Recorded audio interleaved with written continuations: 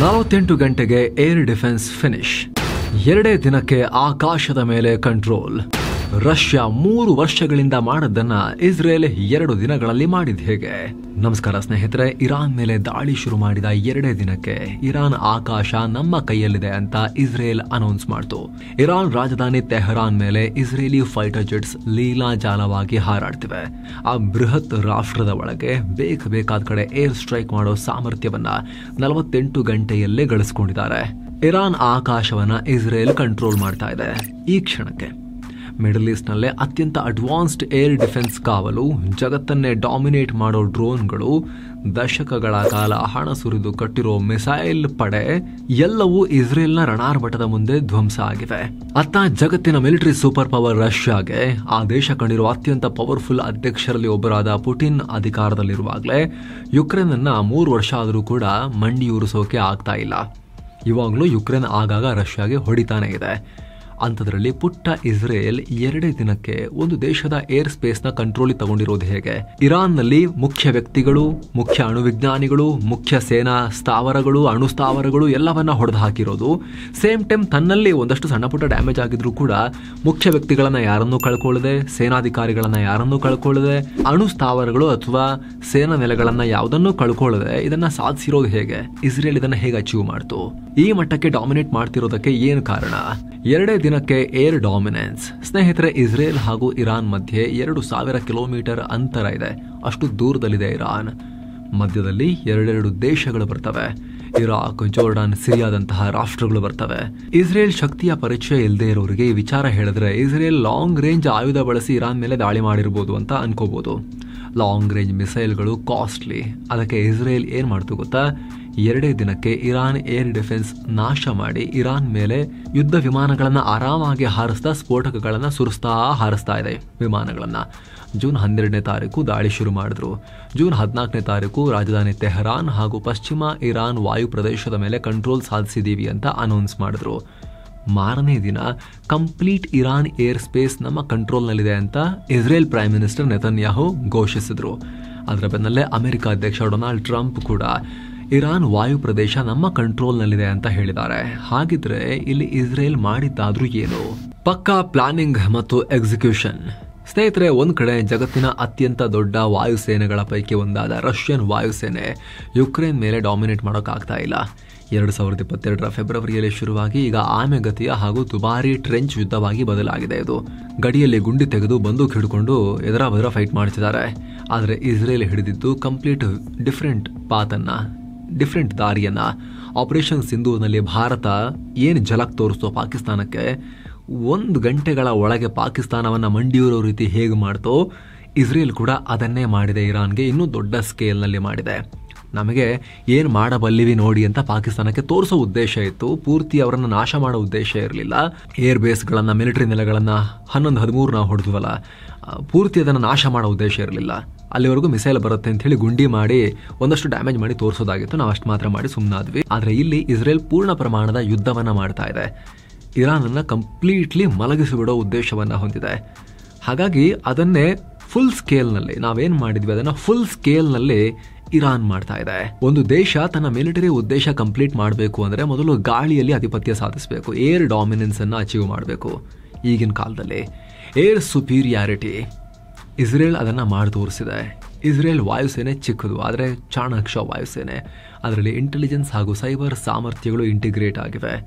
Modified 5ನೇ ಜನರೇಷನ್ನ F-35 fighter ಜೆಟ್ಗಳ ಬಲ ಇದೆ. ಇಷ್ಟನ್ನು ಇಟ್ಕೊಂಡು ಇಸ್ರೇಲ್ ಸಿಯಾಡ್ ಹಾಗೂ ಜಿಯಾಡ್ಗಳನ್ನು ನಡೆಸಿ, ಈ 2 ಆಪರೇಷನ್ಗಳನ್ನು ನಡೆಸಿ ಇರಾನ್ನ ಏರ್ ಡಿಫೆನ್ಸ್ ಅನ್ನ ಕಂಪ್ಲೀಟ್ಲಿ ಮಲಗಿಸಿಬಿಡ್ತು. ಏನಿದು ಸಿಯಾಡ್ ಹಾಗೂ ಡಿಯಾಡ್? ಏರ್ ಡಿಫೆನ್ಸ್ ಧ್ವಂಸ. ಮಿಲಿಟರಿ ಭಾಷೆಯಲ್ಲಿ ಸಿಯಾಡ್ ಹಾಗೂ ಡಿಯಾಡ್ ಅಂದ್ರೆ suppression of enemy defences, destruction of enemy defences ಅಂತ ಅರ್ಥ. ಅಂದ್ರೆ ವೈರಿ ಏರ್ ಡಿಫೆನ್ಸ್ನ ಬಲವನ್ನ ಕುಗ್ಗಿಸೋದು, ವೈರಿ ಡಿಫೆನ್ಸ್ನ ಕಂಪ್ಲೀಟ್ ನಾಶ ಮಾಡೋದು. ಆಪರೇಷನ್ ಸಿಂಧೂರ್ನಲ್ಲಿ ಭಾರತೀಯ ಸೇನೆ ಪಾಕಿಸ್ತಾನದ ವಿರುದ್ಧ ಇದನ್ನೇ ಮಾಡಿತ್ತು. ಪಾಕ್ ಏರ್ ಡಿಫೆನ್ಸ್ ಸಿಸ್ಟಮ್ಗಳನ್ನು ಟಾರ್ಗೆಟ್ ಮಾಡಿತ್ತು. ನಾವು ಫಸ್ಟಿಗೆ ಸೇನೆ ಮುಟ್ಟಕ್ಕೆ ಹೋಗಿರಲಿಲ್ಲ, ನಮ್ಮ ಉಗ್ರರು ನಮ್ಮ ಟಾರ್ಗೆಟ್ ಆಗಿದ್ರು, ಅದನ್ನು ಹೊಡೆದು ಸುಮ್ಮನಾಗಿದ್ವಿ. ಆಮೇಲೆ ಪಾಕಿಸ್ತಾನ ಸೇನೆ ಮಧ್ಯೆ ಒಂದು ಕಿರಿಕಿರಿ ಮಾಡಿತು. ಹಾಗಾಗಿ ಅವ್ರಿಗೆ ಪಾಠ ಕಲಿಸೋಕ್ಕಿಂತ ಮುಂಚೆ, ಆ ಮೇ 10ರ ಬಿಗ್ ಆಪರೇಷನ್ಗಿಂತ ಮುಂಚೆ, ಪಾಕಿಸ್ತಾನದ ತಲೆಯಿಂದ ಮುಡಿ ತನಕ ಏರ್ ಬೇಸ್ಗಳನ್ನು ಹೊಡೆಯೋಕ್ಕಿಂತ ಮುಂಚೆ ಭಾರತ ಇದನ್ನು ಮಾಡಿತ್ತು ಪಾಕಿಸ್ತಾನಕ್ಕೆ. ಸಿಯಾಡ್ ಹಾಗೂ ಡಿಯಾಡ್ಗಳನ್ನು ನಡೆಸಿತ್ತು ಪಾಕಿಸ್ತಾನದ ಮೇಲೆ. ಪಾಕಿಸ್ತಾನದ ಏರ್ ಡಿಫೆನ್ಸ್ ಸಿಸ್ಟಮ್ಗಳನ್ನು ಟಾರ್ಗೆಟ್ ಮಾಡಿತ್ತು. ಅದಕ್ಕಾಗಿ ಎಲೆಕ್ಟ್ರಾನಿಕ್ ವಾರ್ಫೇರ್ ಸಿಸ್ಟಮ್, ಡಮ್ಮಿ ಏರ್ಕ್ರಾಫ್ಟ್ಗಳನ್ನೆಲ್ಲ ಬಳಸಿತ್ತು. ರೆಡಾರ್ಗಳನ್ನು ಪತ್ತೆ ಹಚ್ಚಿ ಅವುಗಳನ್ನು ಕೂಡ ಡಿಸ್ಟ್ರಾಯ್ ಮಾಡಲಾಗಿತ್ತು. ಪಾಕಿಸ್ತಾನದ ಏರ್ ಡಿಫೆನ್ಸ್ ಅರ್ಲಿ ವಾರ್ನಿಂಗ್ ವಿಮಾನಗಳನ್ನು ಕೂಡ ಹೊಡೆದು ಹಾಕಲಾಗಿತ್ತು. ಹಾಗೆ ಪಾಕಿಸ್ತಾನದ ಏರ್ ಡಿಫೆನ್ಸ್ನ ಕ್ಷಿಪಣಿ ಸಿಸ್ಟಮ್ ಇದೆಯಲ್ಲ, ನಮ್ಮ ಹತ್ರ S-400 ಥರ ಅವ್ರ ಹತ್ರ S-300ನ ಚೈನೀಸ್ ವರ್ಷನ್ HQ-9 ಇದಾವಲ್ಲ, ಅದನ್ನು ಕೂಡ ಭಾರತ ಹೊಡೆದಿತ್ತು. ಪರಿಣಾಮ ಪಾಕಿಸ್ತಾನ ರೆಡಾರ್ಗಳನ್ನೆಲ್ಲ ಬಂದ್ ಮಾಡ್ಕೊಂಡು ಕೂತಿತ್ತು. ಆಗ ಪಾಕ್ ವಾಯುಪಡೆಯ ಪ್ರದೇಶ ಎಕ್ಸ್ಪೋಸ್ ಆಗಿತ್ತು. ಭಾರತ ಪ್ರಿಸೈಸ್ ಆಗಿ ಕ್ಷಿಪಣಿ ದಾಳಿ ಮಾಡೋಕೆ ಸಾಧ್ಯ ಆಯಿತು.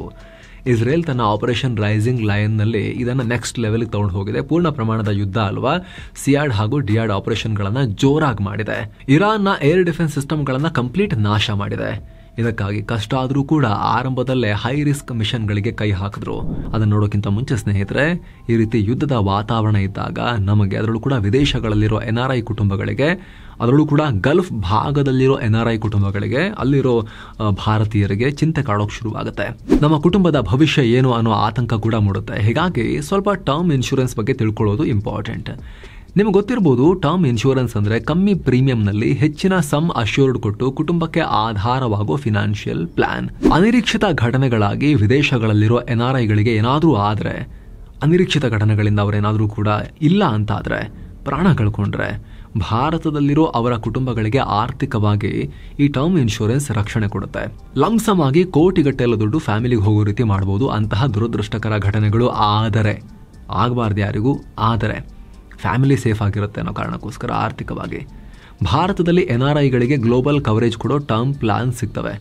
ಅದರಲ್ಲಿ ಪಾಲಿಸಿ ಬಜಾರ್ಗೆ ಹೋದರೆ ನೀವು ತಿಂಗಳಿಗೆ ಕೇವಲ $15-20 ಟರ್ಮ್ ಇನ್ಶೂರೆನ್ಸ್ ಆಫರ್ ಮಾಡ್ತಿದ್ದಾರೆ. ನೀವಿರೋ ಜಾಗದಿಂದಲೇ ನಿಮ್ಮ ಕುಟುಂಬಕ್ಕೆ ನೀವು ರಕ್ಷಣೆ ಕೊಡೋಕೆ ಇದನ್ನು ತಗೋಬೋದು. UAE, UKಗಿಂತ 30-50% ಕಡಿಮೆ ಮೊತ್ತಕ್ಕೆ ಟರ್ಮ್ ಇನ್ಶೂರೆನ್ಸ್ ಪ್ಲಾನ್ ಸಿಗ್ತಾ ಇದ್ದಾವೆ. ನಿಮ್ಮ ಮೆಡಿಕಲ್ ಟೆಸ್ಟ್ ಸೇರಿದ ಹಾಗೆ ಪ್ರತಿಯೊಂದನ್ನು ಇನ್ಶೂರೆನ್ಸ್ ಕಂಪನಿಯೇ ನೋಡ್ಕೊಳ್ಳುತ್ತೆ. ಕೇವಲ ಒಂದು ಸಿಂಪಲ್ ವಿಡಿಯೋ ಕಾಲ್ ಅಥವಾ ಫೋನ್ ಕಾಲ್ ಸಾಕು, ನೀವು ಮಾಡಿಸ್ಬೋದು. 99 ವರ್ಷಗಳವರೆಗೆ ಲಾಂಗ್ ಕವರೇಜ್ ಕೊಡೋ ಪ್ಲಾನ್ಸ್ ಕೂಡ ಇದ್ದಾವೆ. 5 ಕೋಟಿ ರೂಪಾಯಿವರೆಗೂ ಕವರೇಜನ್ನು ನೀವು ತಗೋಬಹುದು. ಸೊ ದುರದೃಷ್ಟಕರ ಘಟನೆಗಳಾದಾಗ ಫ್ಯಾಮಿಲಿಗೆ ಲಂಸಮ್ ಆಗಿ ಟ್ಯಾಕ್ಸ್ ಫ್ರೀ ಆಗಿ ಅಷ್ಟು ಅಮೌಂಟ್ ಬರುತ್ತೆ. ಆರ್ಥಿಕವಾಗೂ ಕೂಡ ಸಂಕಷ್ಟಕ್ಕೆ ಫ್ಯಾಮಿಲಿ ಈಡಾಗಲ್ಲ. ಜೊತೆಗೆ GST ಕೂಡ ಇರೋದಿಲ್ಲ NRI ಆಗಿರೋದ್ರಿಂದ.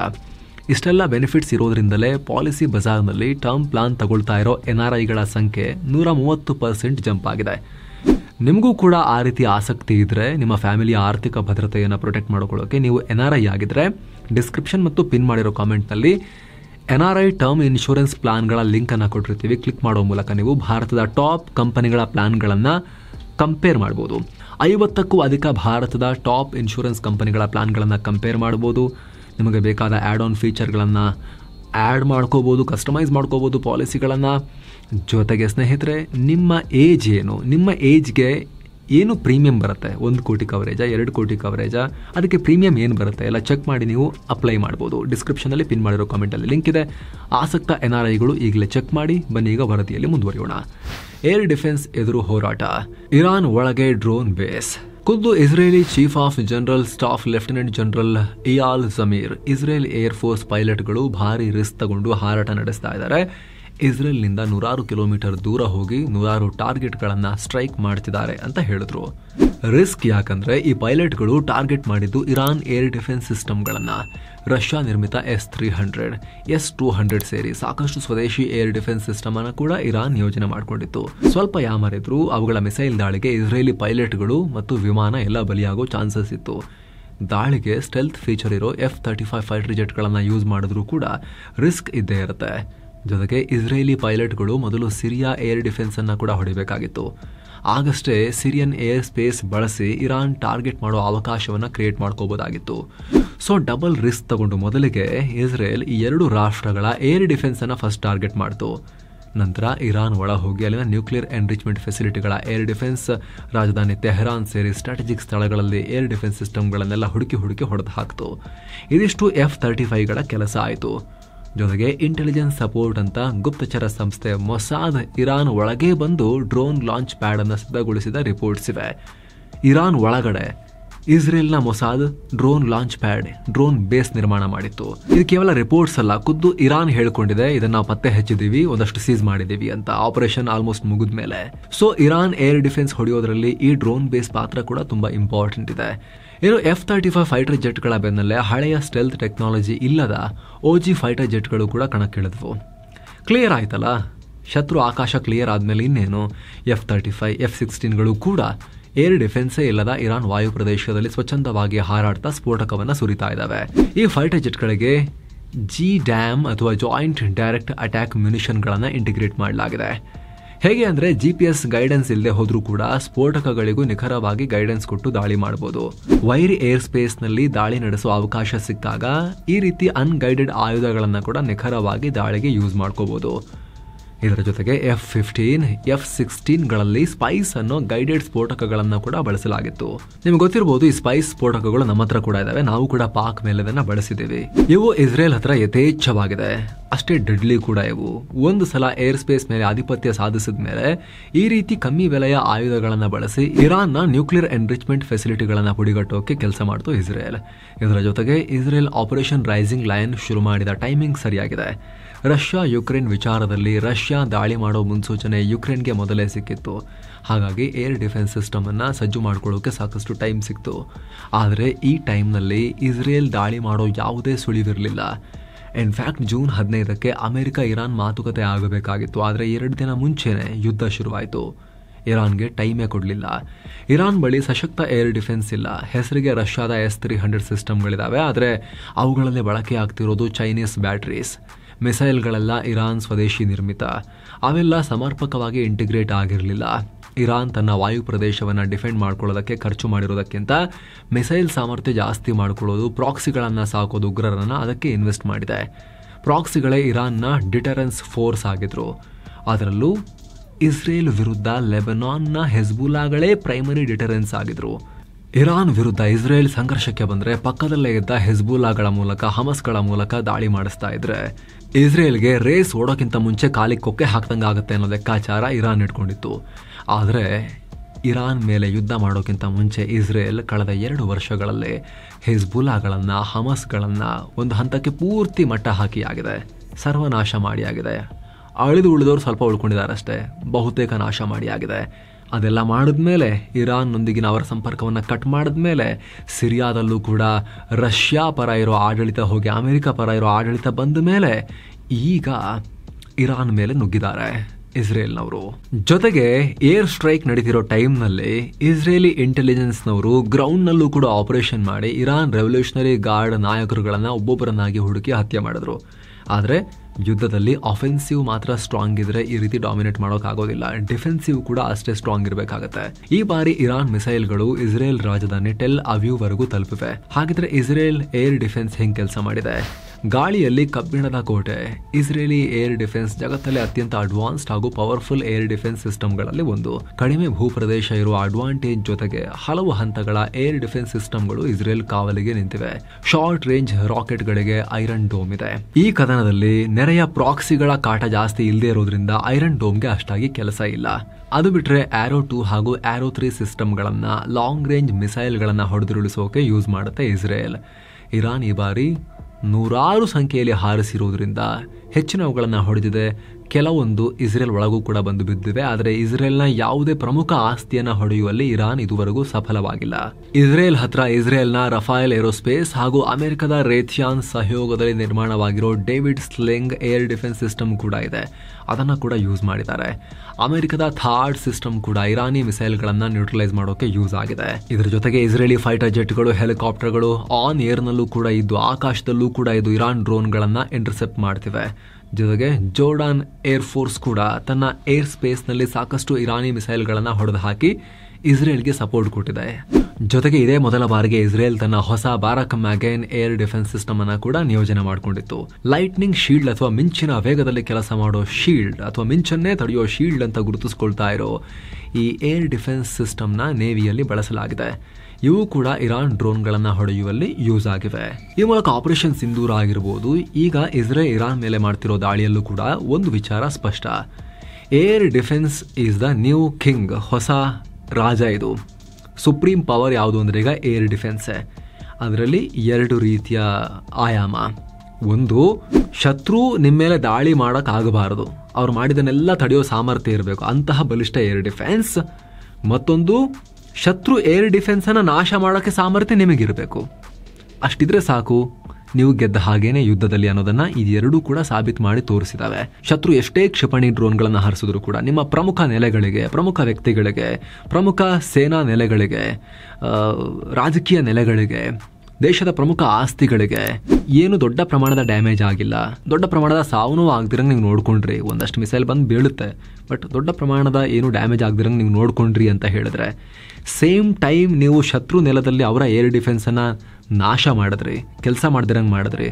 ಆಮೇಲೆ ನಿಮ್ಮ ಕ್ಷಿಪಣಿಗಳನ್ನು, ಯುದ್ಧ ವಿಮಾನಗಳನ್ನು ಬಳಸಿ ಬೇಕಾಬಿಟ್ಟಿ ಅಲ್ಲಿ ಸ್ಫೋಟಕಗಳನ್ನು ಹಾಕೋ ಸಾಮರ್ಥ್ಯವನ್ನು ಗಳಿಸ್ಕೊಂಡ್ರಿ ಅಂದರೆ ಅರ್ಧ ಯುದ್ಧ ಗೆದ್ದ ಹಾಗೇನೆ. ಇದು ನಮಗೆ ದೊಡ್ಡ ಟೇಕ್ ಅವೇ. ಆಪರೇಷನ್ ಸಿಂಧೂರ್ನಲ್ಲೂ ಕೂಡ ಅಷ್ಟೇ, ಇಸ್ರೇಲ್ ಇರಾನ್ ಮೇಲೆ ಮಾಡ್ತಿರೋ ಈ ಪೂರ್ಣ ಪ್ರಮಾಣದ ಯುದ್ಧದಲ್ಲೂ ಕೂಡ ಅಷ್ಟೇ. ಜೊತೆಗೆ ಆಗಲೇ ಹೇಳಿದ NRI ಟರ್ಮ್ ಇನ್ಶೂರೆನ್ಸ್ ಪ್ಲಾನ್ಸ್ ಬಗ್ಗೆ ಕ್ವಿಕ್ ರಿಮೈಂಡರ್. ನೀವು NRI ಆಗಿದ್ದು ಅಂದರೆ ವಿದೇಶಗಳಲ್ಲಿ ಕೆಲಸ ಮಾಡ್ತಿರೋ ಭಾರತೀಯರಾಗಿದ್ದು ನಿಮ್ಮ ಫ್ಯಾಮಿಲಿಗೆ ಟರ್ಮ್ ಇನ್ಶೂರೆನ್ಸ್ನ ಆರ್ಥಿಕ ಭದ್ರತೆ ಕೊಡಬೇಕು ಅಂದರೆ ಡಿಸ್ಕ್ರಿಪ್ಷನ್ನಲ್ಲಿ ಪಿನ್ ಮಾಡಿರೋ ಕಾಮೆಂಟ್ನಲ್ಲಿ ಲಿಂಕ್ ಇದೆ, ಕ್ಲಿಕ್ ಮಾಡೋ ಮೂಲಕ ನಿಮ್ಮ ಏಜ್ಗೆ 1 ಕೋಟಿಗೋ ಅಥವಾ 2 ಕೋಟಿಗೋ ಕವರೇಜ್ ಪಡಿಬೇಕು, ಪ್ರೊಟೆಕ್ಷನ್ ಪಡಿಬೇಕು ಅಂದರೆ, ಅಷ್ಟು ನೀವು ಫ್ಯಾಮಿಲಿಗೆ ಭದ್ರತೆ ಒದಗಿಸಬೇಕು ಅಂದರೆ ನಿಮ್ಮ ಏಜ್ಗೆ ಏನು ಪ್ರೀಮಿಯಂ ಬರುತ್ತೆ ಅಂತ ಚೆಕ್ ಮಾಡಿ, ನಿಮ್ಮ ಡೀಟೇಲ್ಸ್ ಹಾಕಿ ಚೆಕ್ ಮಾಡಿ ನೀವು ಅಪ್ಲೈ ಕೂಡ ಮಾಡ್ಬೋದು. ಲಿಂಕ್ ವಿಡಿಯೋ ಕೆಳಗೆ ಡಿಸ್ಕ್ರಿಪ್ಷನ್ನಲ್ಲಿ ಹಾಗೆ ಕಾಮೆಂಟ್ ಸೆಕ್ಷನಲ್ಲಿ ಪಿನ್ ಮಾಡಿರೋ ಕಾಮೆಂಟಲ್ಲಿದೆ. ಮತ್ತೆ ಭೇಟಿ ಆಗ್ತಿರೋಣ. ನಮಸ್ತೆ.